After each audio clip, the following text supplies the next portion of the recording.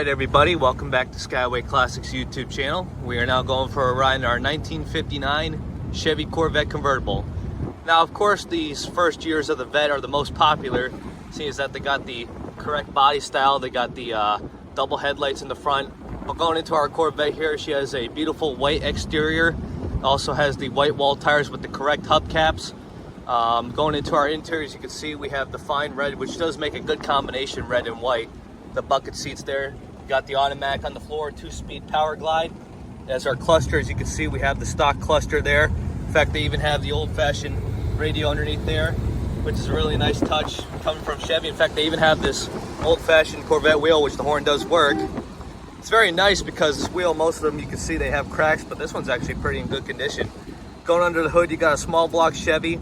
I believe the code on the front stamp is DG, which I believe to be a matching numbers. I also forgot to mention that this does have a new black convertible top.